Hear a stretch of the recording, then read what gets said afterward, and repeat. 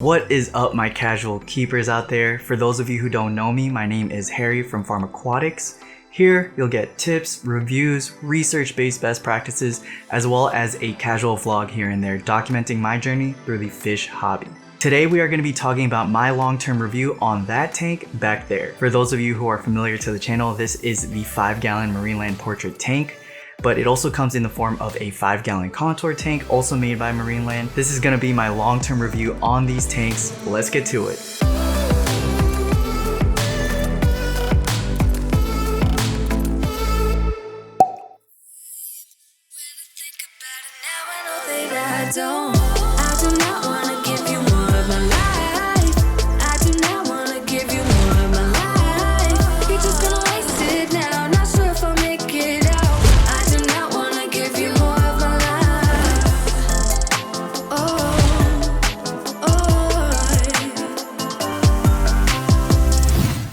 Whether it be the portrait 5-gallon or the contour 5-gallon, there's no doubt that this all-in-one kit provides as a great affordable option while providing a good aesthetic to a tank. According to my Amazon, I ordered this tank February 4, February, March, April, May, June, July. Is it July? No, it's June, right? For the greater majority of the time that I've owned this tank, it has housed a red platinum dragon placotte named Gara, and he's still in there. But before we get into the review, I'm going to make this as painless as possible for you guys, especially for those of you who are just here trying to get information on this tank. On my right, I'm going to include timestamps for each section of this video. There are going to be 4 sections: what's included, the pros, the cons, as well as the conclusion / whether or not I recommend this tank. So be sure to stick around for the entire video. First, let's talk about what's included in these tanks. In terms of what's included, you get a 5-gallon tank. The dimensions are 14 inches by 9.5 inches by 9.5 inches, and I personally took these measurements myself. The tank also comes with rounded corners, which I think provide a great sleek and rimless look to the tank. It also comes with a glass cover used to combat water evaporation. It's also perfect for jumpers like betta fish, and I think this piece is really high quality. It is the same thickness as the tank itself, and it gets the job done. You also get a plastic base that you can place the tank on for aesthetic as well as functional needs. Next is the filtration. Marineland describes it as a 3-stage filtration. All of it is placed in the back portion of the tank, which is covered by a black plastic wall, as well as a plastic cover to cover that portion of the tank. In terms of the 3 stages of filtration, you get mechanical filtration as well as chemical filtration, which are both accomplished by the proprietary and replaceable cartridges that are included with the tank. The blue floss on the cartridge is considered the mechanical filtration, and there is activated carbon within the cartridge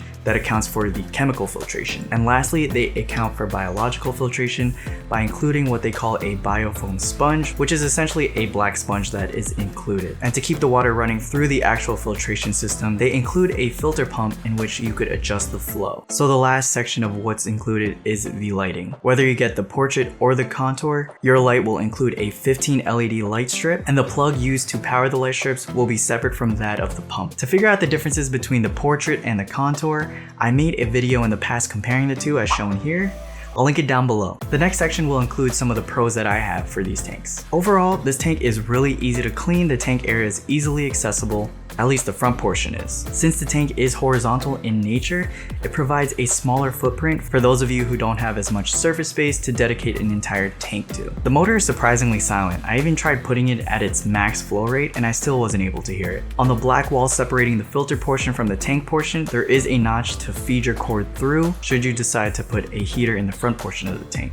The rear compartment does a really good job at hiding all the wires and accessories from viewing areas of the tank. Overall, this results in a great minimalist look of the tank. When I ordered my tanks from Amazon, they came in well padded and none of the glass was cracked. The output nozzle of the filter can be adjusted in terms of direction of flow, which really comes in handy when you are trying to minimize the overall flow of your tank. The glasswork for this tank is really high quality. When I personally measured the thickness of the glass, it came to about 3/16 of an inch, and this is definitely thicker than the glass of my Fluval Spec. This next pro is kind of subjective, but I think the tank provides a great modern minimalistic aesthetic, especially for the price.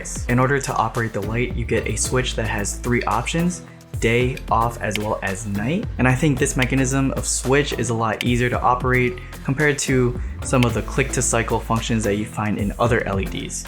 I kind of alluded to this earlier, but the cover is a thick glass, it's not plastic, and it gets the job done really well. The gaps that it leaves are minimal, but I view these as a positive because I'm able to use them as feeding holes. And lastly, the fact that the plugs for the lighting as well as the tank are separate, I think a lot of all-in-one kits overlook this detail when they combine the power of the filtration system with the power of the lighting through one plug. While going that approach may minimize the clutter for your plugs because you only need to use one plug, the downside is that should you ever want to use a timer for your light, you're unable to do so. So the fact that these 5-gallon tanks come with a separate plug for your lighting, I think is a big pro. Next up, we are going to be talking about some of the cons that come with these tanks. So first and foremost, the filtration system. I personally think there are a lot of things that you can do to make your filtration system better for this tank, and I did an in-depth video detailing how I accomplished just that. So make sure you fortify it with some of the recommendations I have in that video. Next, the rear compartment for the filter is very narrow. Having worked with this tank for months, I can speak from firsthand that it is very difficult to get back there to make sure that nothing is building up in terms of debris, detritus, or whatever. My one recommendation is to make sure that you have a siphon or a gravel vacuum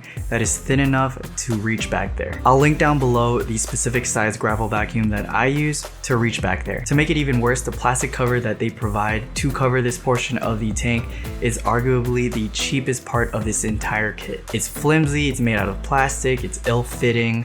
I remember looking at other reviews of this tank and some of the Amazon reviews as well. A lot of them complained of a warped cover. You kind of just lay it on that back portion and it doesn't really clamp to anything. However, it does get the job done. It prevents water from evaporating. I just find it really interesting that they created such a high quality glass cover for the front portion of the tank, but really cut corners when it came to covering the back portion. Next up is the lid. Even though the lid is overall a high quality piece throughout the entire kit, it is pretty difficult to pick it up. There are no handles attached to it, so keep that in mind. While I did say one of the pros of this tank is the small footprint, the downside of that is that you are sacrificing the horizontal swimming space for this tank. It's important to note that some fish actually prefer to have more horizontal space compared to vertical space, so keep that in mind. Next up is the construction of the light. Overall, I think the lights are the biggest downside for this kit, but again, for the money, you can't really complain. But in terms of the light, it's made out of plastic as opposed to metal, like some LEDs that you find out in the market. And despite it having 15 LEDs, the light output from this light is pretty low. The only plant that I've had real success with is Anubias. I've tried Water Sprite, Frogbit, as well as Hornwort. In terms of the Water Sprite and the Frogbit,